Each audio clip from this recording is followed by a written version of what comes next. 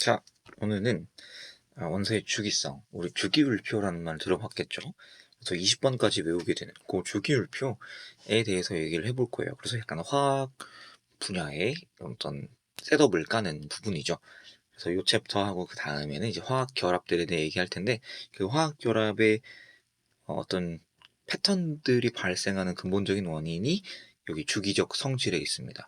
원자들이 주기적으로 어떤 성질을 나타낸다는 걸 발견하게 되고, 그래서 사람들이 이 원소들을, 그때까지 발견한 모든 원소들을 쭈루룩 나열을 해본 거예요. 그래서 그걸 제일 먼저 한 사람이 맨델레이프라는 사람인데, 최초로 만들었다는 게 중요하고, 근데 이 사람은 잘했지만 잘못한 게 있어요. 원자량을 기준으로 했다.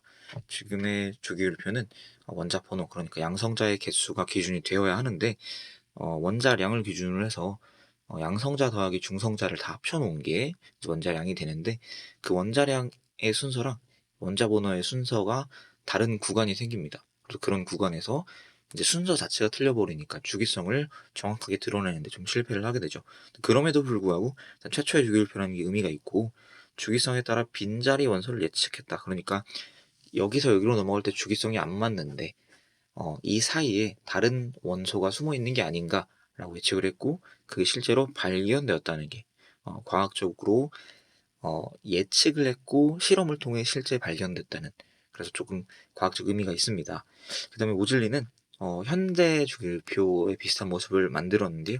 원자 번호 순서대로 주기율표를 배열했기 때문에 원자량에서 원자 번호, 원자량은 양성자의 개수 더하기 중성자의 개수, 그리고 원자 번호는 양성자의 개수만 따지는 거여서 어, 화학적인 특징은 사실은 전자 때문에 나타나는 건데, 원자 상태일 때는 양성자의 개수와 전자의 개수가 같습니다. 그런데 중성자는 화학적 성질을 결정하는데 아무런 영향을 미치지 않기 때문에 원자량보다는 원자 번호가 기준이 되는 게 더 맞게 되겠죠. 그래서 밑에 있는 것 같은 요런 주기율표가 만들어졌는데, 이거는 이제 사진은 위키백과에서 따왔습니다. 어찌됐든 가로줄 이렇게 1주기, 2주기, 3주기, 4주기 이렇게 얘기를 하고요. 세로줄 1쪽, 2쪽, 3쪽, 18쪽까지 있습니다. 그래서 우리 무슨 족속, 민족 이런 말을 하잖아요.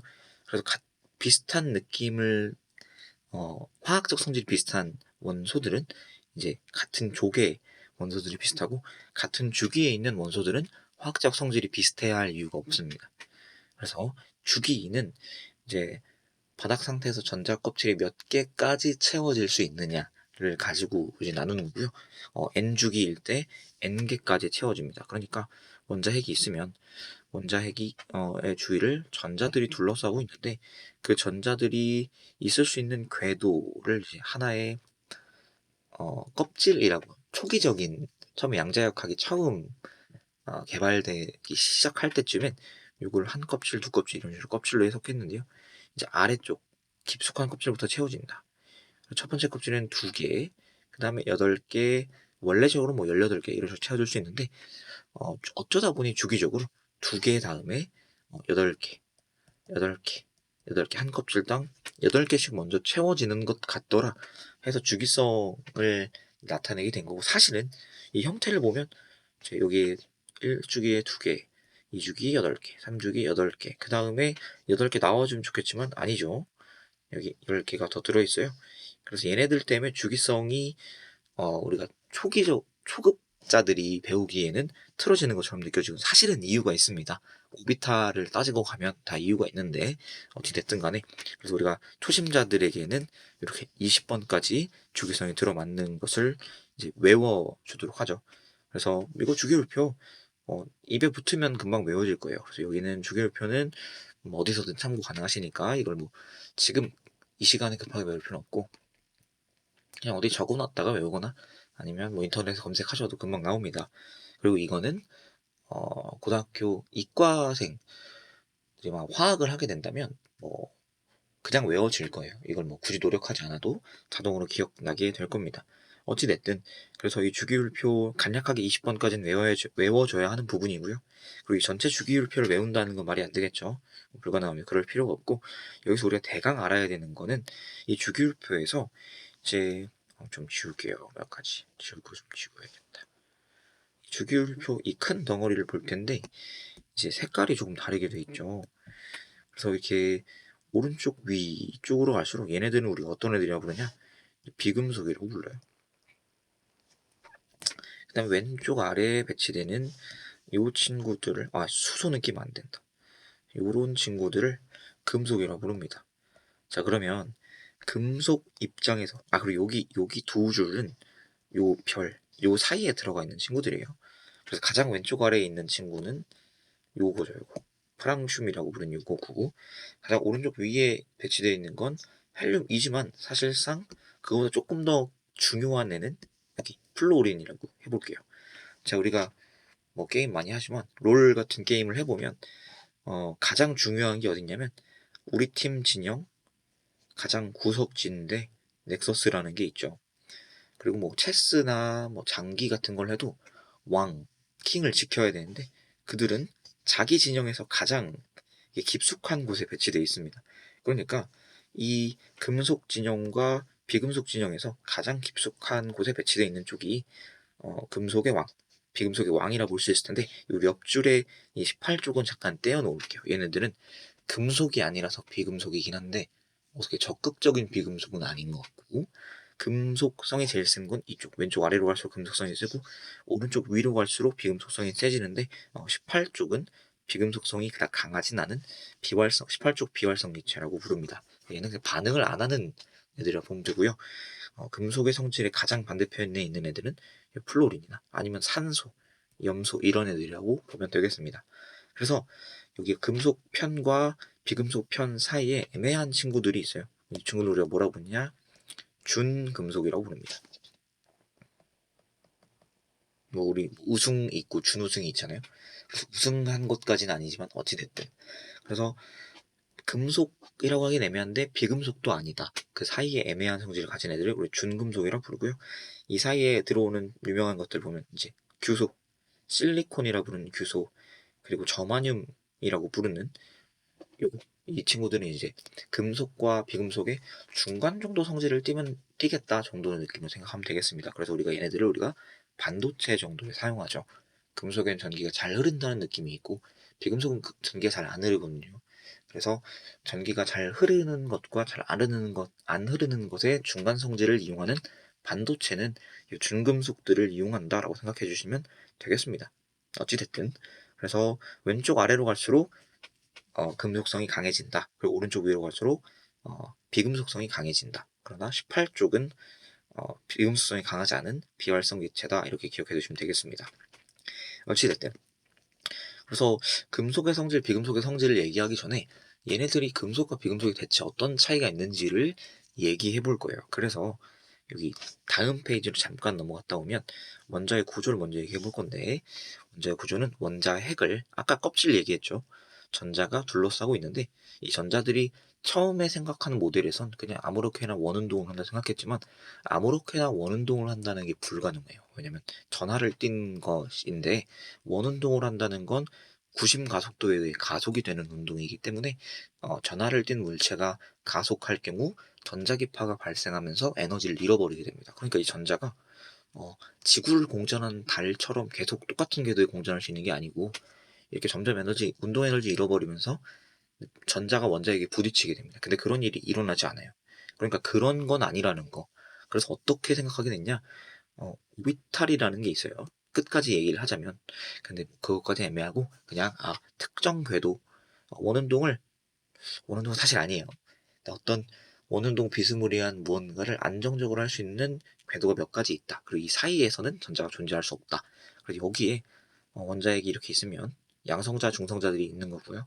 전자들이 이렇게 처음엔 2개까지 들어가면 안정하고 그 다음에 8개까지 들어가면 안정하고요. 그 다음 줄은 워낙 18개까지 들어갈 수 있지만 어째서인지 8개가 들어가 있는 게 가장 안정하다라는 개념. 왜인지 모르겠는데 8개 옥텟이라고 하면 이제 로마자 옥트에서 온 건데 우리 옥토퍼스 알죠? 문어 다리가 8개 옥트자가 붙으면 8이랑 관련이 있습니다. 워낙 10월 옥토버도 이제 8월이었는데 로마 황제들이 자기들 생일 7월과 8월인가? 6월과 7월인가? 어찌됐든 자기들 생일이 낀 달을 2개를 집어넣으면서 숫자가 밀렸어요. 어찌됐든 옥트는 8을 의미하는데 제일 바깥 껍질의 8개가 전자가 채워진 상태가 가장 안정한 상태이다. 가장 바깥에 있는 껍질에는 8개까지만 채워지려고 한다라는 게 옥텟 규칙이고요. 또 이걸 지키기 위해서, 이 상태가 되기 위해서 화학 결합을 한다라는 개념을 보시면 되겠습니다. 자, 그래서 우리 원소의 주기성을 띠면 그게 뭐냐면 원자과 전자의 주기성인데, 이게 무슨 말이냐? 자, 위에 써놓은 말을 이제 다시 한번 볼게요. 자, 원자의 구조는 원자 핵을 전자가 둘러싸여 있는 건데, 원자라고 부르는 애들은 중성이에요. 그러니까 양성자의 개수랑 전자의 개수가 같아야 합니다. 우리 원자 번호가 뭐였죠? 양성자 개수였죠. 그러니까 원자 번호는 양성자의 개수고, 그게 원자 상태에서 전자의 개수랑 같겠구나 라고 생각하시면 되겠고요. 번호가 하나하나 늘어날 때마다 전자가 한 개, 두 개, 세 개, 네 개, 다섯 개, 이런 식으로 전자의 개수가 늘어나게 되는데, 전자가 껍질에서 제일 바깥 껍질에서 8개까지만 채워지다 보니, 처음에 2개, 그러다 보니 제일 바깥 껍질에 있는 전자가 주기성을 띠게 되더라, 이렇게 생각하시면 되겠습니다. 그래서 하나, 2개까지는 그냥 있고요. 세 번째 리튬에서는 2개가 첫 번째 껍질, 그 다음 껍질에 1개, 2개, 3개, 4개, 5개, 6개, 7개, 8개, 그 다음에 11개의 전자가 있지만 첫 껍질에 2개, 두 번째 껍질에 8개, 세 번째 껍질엔 1개, 2개, 3개, 4개, 5개, 6개, 7개, 8개. 자, 다음 껍질도 1개, 2개 하고 왜 끊었을까요? 이게 규칙성이 끊어지기 때문이에요. 그래서 우리는 고등학교 수준에서 이 정도까지만 얘기를 합니다. 그리고 이제 요거는 이 다음 규칙성이 깨지는 이제 이유는 오비탈, 뭐 s 오비탈, p 오비탈이 있고 d 오비탈, 이런 특수한 듯한 느낌의 오비탈들이 개입을 하기 때문인데요. 여기까지는 s 오비탈, p 오비탈, 그러니까 첫 번째 1껍질에 아이고 뭐 이렇게 채워지는데 이렇게 채워집니다. 이렇게 채워지는데 d 오비탈이 등장하기 전까지는 규칙성이 보여요. 근데 d 오비탈이 등장하면 규칙성이 깨지는 것 같아서 20번까지만 얘기하는 거예요. 어찌됐든 제일 바깥 껍질에 있는 전자가 주기성을 띠게 됩니다. 방금 제가 이제 써놓은 것처럼요. 요 숫자들 이렇게 주기성을 띠게 되고, 그걸 우리가 뭐라고 하냐면 아이고 잠시만요. 최외각 전자라고 합니다.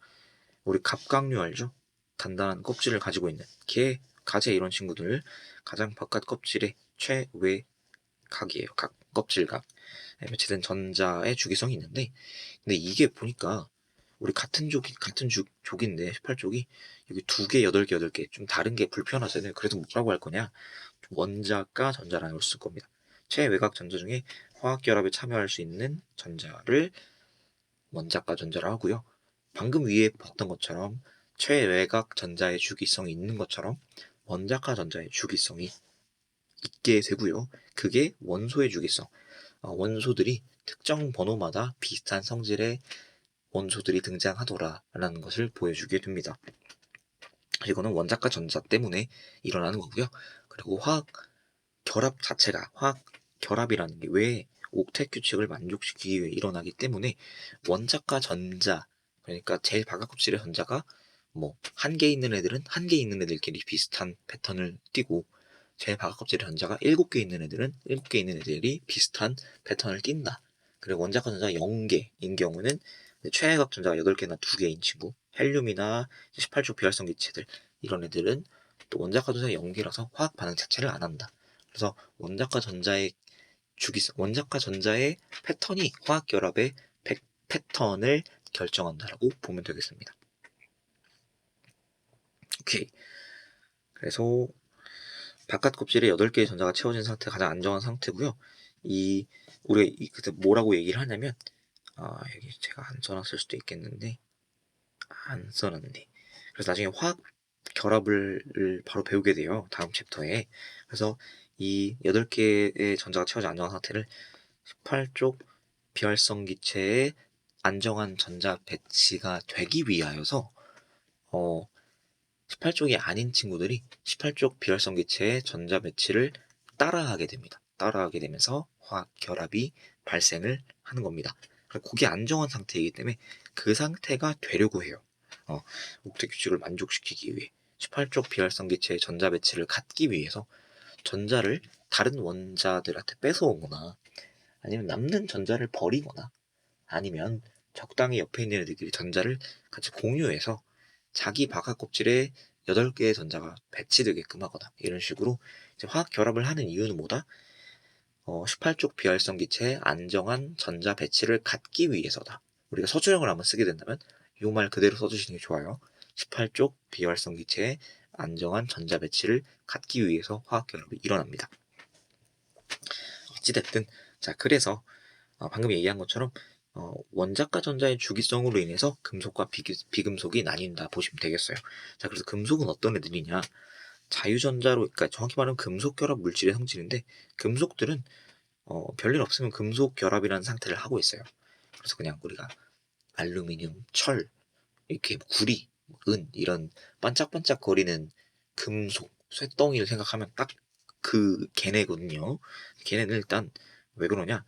전자를 잃어버리기 쉽습니다. 어떤 상황이냐면 원자과 전자가 하나, 두 개, 뭐 세 개, 많아야 세 개 정도라서 18쪽 비활성 기체처럼 되려면 0개가 되면 되거든요. 얘네를 1, 2, 3을 8로 만들어서 0을 만들래요? 아니면 1, 2, 3을 0으로 만드는 게 더 간단할 거예요. 그러니까 우리가 최외곽이 8개가 차면 원자과 전자가 0개가 되는 상황이잖아요. 18쪽 비활성 기체처럼 되는 거니까. 그래서 가장 바깥 껍질에 하나, 두 개, 세 개 있는 애들은 버리는 게 빠르다라는 거예요. 버리는 게 빠르다. 그래서 전자를 잃어버리기 쉽다라는 거죠. 버리는 게 빠르다. 그냥 툭 버려버립니다. 자유전자가 쉽게 만들어진다. 그래서 이 자유전자는 움직일 수 있는 전자, 움직일 수 있는 전하, 음전하죠. 그러니까 얘네가 왔다 갔다 하니까 전기가 잘 흐르는 거고 열전도성, 얘네가 열을 전달해 줍니다. 자유전자에 빛이 반사되어서 예쁘게 그대로 나가게 되거든요. 그래서 다른 건 흡수가 되는데 얘네들은, 그러니까 자유전자 같은 경우에는 얘네를 예쁘게 다시 되돌려 보낸다. 그래서 자유전자로 인해 광택이고요. 쇠. 그리고 우리 금속을 찢는다는 말을 잘 안 하잖아요. 종이는 찢고 나무도 베버릴 수 있는데 금속을 찢나? 좀 이상하죠. 금속을 절단하는 경우가 쉽지 일단 않죠. 그래서 걔네들 왜 그러냐? 금속 양이온과 유연하게 결합. 그러니까 원자였어요. 원자가 전자를 버리면 양이온이 됩니다. 양이온은 플러스 전하를 띠고요. 전자는 음전하, 마이너스 전자는 음전하, 마이너스 전하를 띱니다. 얘네들이 서로 달라붙는, 이거 뭐라는 쿨롱 힘이라는 게 있어요. 뭐 나중에 이제 물리를 하거나 화학을 하면 자세하게 다뤄야 되는데 이 쿨롱 힘이 있어서 다른 부호끼리는 인력이 있어요. 그래서 얘네들이 이렇게 붙잡아주는 힘이 생깁니다. 그래서 얘네들이 외부에서 충격이 와도 자유전자들이 쉽게 움직여서 양이온들의 결합을 잘 잡아주게 됩니다. 그래서 모양은 쉽게 변해요. 그러니까 우리가 뭐 숟가락 같은 거를 이렇게 꺾으면 휘잖아요. 네, 쇠 숟가락 같은 걸 꺾으면 휘는데 나무 젓가락을 꺾으면 어떻게 될까요? 툭 하고 끊어지죠. 근데 쇠 젓가락을 꺾으면 휘어집니다. 그래서 그게 금속과 비금속의 차이라고 생각하시면 될 것 같아요. 그 연성과 전성에 가다 길게 늘리거나 빨대처럼 뽑거나 아니면 얇은 판으로 펴기가 쉽다. 그러니까 이게 4번이랑 같은 내용이죠. 모양 끊어지지 않으면서 모양 변형을 주고 싶다는 얘기고요. 실온에서 대부분 고체로 존재한다. 이 말은 입자들끼리 결합력이 세다는 얘기예요. 그래서 녹는 점이 높다. 끓는 점 당연히 높겠죠. 뭐 쇠 기체 이상하잖아요. 그렇죠. 어찌됐든 일단 비금속은 우리가 얘네 비금속의 성질을 하지만 사실은 공유결합 물질들의 성질이고요. 비금속들은 공유결합합니다. 금속들은 금속 결합을 하고요. 금속과 비금속이 결합한 걸 우리가 이온 결합 물질을 하고 뭐 소금 이런 것들, 뭐 염화나트륨 뭐 그런 것들이 있잖아요. 그런 것들이 금속과 비금속 섞여 있는 걸 이온 결합 물질을 하고 비금속끼리 뭉쳐 있는 걸 공유 결합 물질이라고 합니다. 그래서 비금속의 성질하면 공유 결합 물질 성질이라 생각하면 되겠고요. 공유 결합을 하여 전자를, 그래 뭐 내가 원자과 전자가 6개예요. 얘도 6개야. 그럼 얘네들 8개를 채우고 싶어. 그러면 서로 이 공동의 공간에 워낙 전자가 이렇게 있었어요. 대각만 얘기할게요. 워낙 각각 이렇게 제일 바깥 껍질을 가지고 있었는데 같이 있을 수 있는 공간에 얘네 가까이 와서 여기 전자를 2개씩 서로 내어놓는 거예요. 각자 워낙 가지고 있는 6개 중에 4개는 나 혼자 쓰고 2개는 같이 쓰다 보면 어떻게 되냐?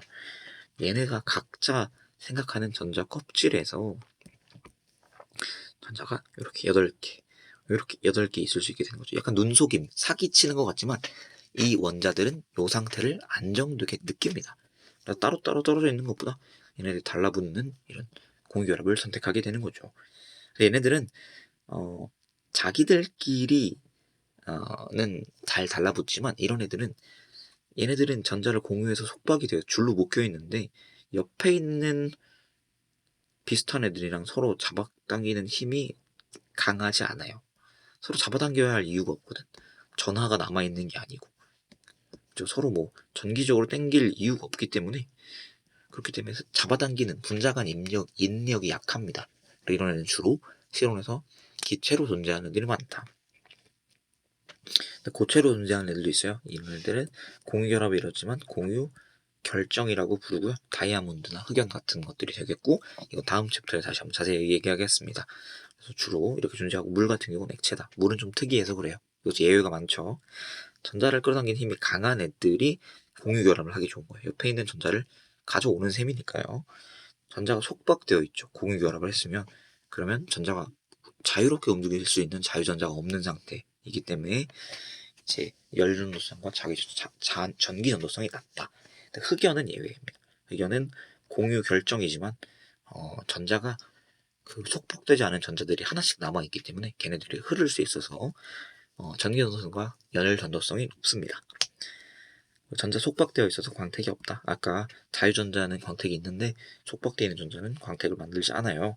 그럼 1쪽 금속들 중에 1쪽 애들은 금속성이 강한 애들이고 우리 이 친구들 알칼리 금속이라고 부르는데 수소는 금속이 아니라 비금속이기 때문에 제외. 리튬, 나트륨, 칼륨 정도만 알면 되겠습니다.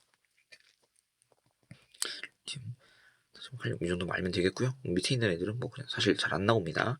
실온에서 모두 고체고 은백색의 광택을 내는 게 특징이고 플러스 1가양이요. 전자를 하나만 원자과 전자가 하나라서 전자를 하나만 버린 양이온이 됩니다.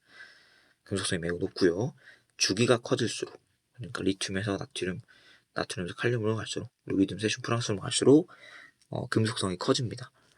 산소와 반응하여 광택을 잃고 산화리튬, 산화나트륨 등으로 변화고요. 그 다음에 물과 반응하여서 OH라는 말을 보게 되면 이거 수산화 이온이라고 하는데 이런 애들이 보이면 이거 염기성이겠구나 생각해 주시면 되겠습니다. 이거는 나중에 우리가 이 화학 반응을 제대로 얘기를 하려면 이제 다음 챕터에서 화학 결합들을 좀 제대로 이야기해 본 다음에 할 수 있을 것 같아서 이거는 빠르게 넘어갈게요. 그래서 이 염기성을 띈다라는 건 이 OH라는 문자가 보이게 된다면 이거 염기성이겠구나 생각하면 되겠습니다. 그리고 겉불꽃색 겉불꽃에 이 원소들이 포함된 물질을 내게 되면 리튬이 포함되면 붉은색, 나트륨 노란색, 칼륨은 보라색, 불꽃을 띠게 됩니다. 이거는 이제 그 각각 원소에 따른 스펙트럼 차이가 발생하는 거예요. 이것도 우리 이 챕터에서 얘기한 그 스펙트럼에 대한 게 맞고요. 그걸 하나하나 왜 그렇게 되는지 고려하려면 양자역학을 고려해서 계산하는 거고 우리가 이해할 수 있는 범주의 영역이 아니라 그냥 계산하는 범주의 영역이기 때문에 그냥 받아들이는 걸로 하겠습니다. 자, 그 다음에 17쪽은 할로젠이라고 부르고요. 비활성 기체가 아니라 18쪽이고요. 17쪽 비금속 중에서 비금속성이 아주 강한 비금속성이 아주 강한 원소들이에요. 다 기체로 존재하는 건 아니고 이제 플로린, 염소, 브로민, 아이오딘 이런 애들이 있는데 플로린 같은 경우는 기체, 염소도 기체. 근데 브로민은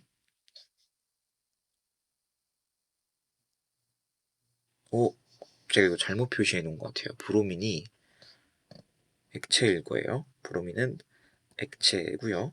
그다음에 아이오딘은 고체를 띠게 됩니다. 그래서 뭐 기체, 액체, 고체 이렇게 생각해 두시면 좋겠고요. 얘네들은 항상 이원자 분자로 존재합니다. 그러니까 항상은 아니고 실온에서 있을 때 이원자 분자로 보통 존재하고요. 원자 둘이 공유결합해서 분자를 만들면 우리가 이원자 분주라고 합니다. 그리고 얘네도 알칼리처럼 특유의 색깔이 존재하는데 이건 내신 때 외우면 되겠고요. 원자과 전자가 7개 채워져 있어서 우리가 7개에서 8개를 채우면 안정해진대. 그러니까 하나를 채우고 싶은 그 탐욕이 더 큰 거예요. 우리가 그런 말 하잖아요. 있는 놈들이 더 한다고. 돈 많은 사람들이 돈을 모으려는 노력을 더 하잖아요. 그래서 이미 원자과 전자가 7개로 많은 비금속들, 특히 할로젠들은 하나만 채우면 안정해지니까 그 하나를 얻기 위한 노력을 많이 한다. 이렇게 이해하면 되겠습니다. 등이온이 되기 쉽고요. 주기가 작아질수록 반응성이 큽니다. 그래서 플로린이 제일 강합니다. 나중에 우리가 전기음성도라는 걸 배우는데 이 전기음성도는 비금속성에 비례하는 개념이라고 보면 되겠고요. 그거에 이제 1등이 플로린이다. 4.0. 대학 학점 같은데 어찌됐든 플로린 가장 높고 그 밑으로 갈수록 점점 약해진다라고 보면 되겠습니다. 우리가 오른쪽 위로 갈수록 비금속성이 커졌잖아요. 그래서 오른쪽으로 갈수록 비금속성이 커지고 위로 갈수록 비금속성이 커진다.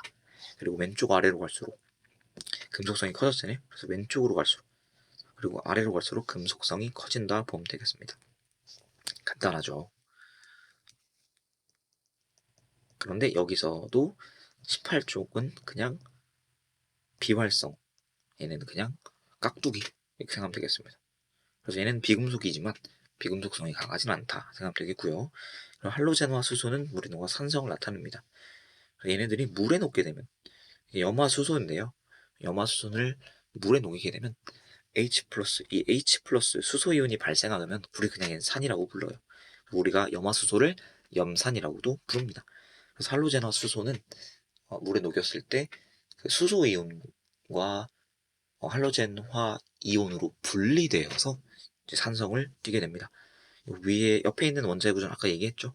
그래서 원자라고 부르는 상태는 양성자의 개수랑 전자의 개수가 같은 상태, 같지 않으면 이온이 됩니다. 전자를 잃어버리면 양이온이 되고요. 전자를 뺏어오면 음이온이 될 겁니다. 이건 우리 다음 챕터에서 화학결합 얘기할 때 더 자세히 얘기하게 되겠고요. 전자 껍질에서 2개, 8개, 8개 이런 식으로 채워지게 되고 그래서 1주기, 2주기, 3주기, 4주기 이렇게 부르게 됩니다. 우리는 이제 20번까지 4주기의 두 번째 칼슘까지만 외우면 되거든요. 그때까지는 주기성이 전자의 주기성이 잘 나타나지만 그 다음부터는 깨지기 때문에 우리가 외우지 않습니다. 어찌됐든 그래서 옥텟 규칙이라 해서 제일 바깥 껍질에 8개의 전자가 채워진 상태가 가장 안정한 상태고요. 헬륨 같은 경우 2개까지밖에 안 채워지지만 어찌됐든 이 8개의 전자를 채워서 18쪽 비활성 기체와 같은 안정한 전자 배치를 갖기 위해 화학 결합들이 일어나게 됩니다. 원자과 전자의 주기성이 원소의 주기성이다 라고 생각하시면 되겠습니다. 그래서 같은 족 원소들끼리는 원자과 전자의 수가 같으니까 화학적 성질이 비슷하다 이렇게 이해하면 되겠네요. 빨리 짧게 하려고 그랬는데 짧게 할 수가 없는 내용이었네요. 그래서 이 정도로 설명을 했고 그 다음에 이제 화학 결합의 종류와 화학 결합의 종류에 의한 그 화학 결합의 물질의 특성까지 얘기해 보게 될 거예요. 다음 챕터에서 여기까지 하겠습니다. 감사합니다.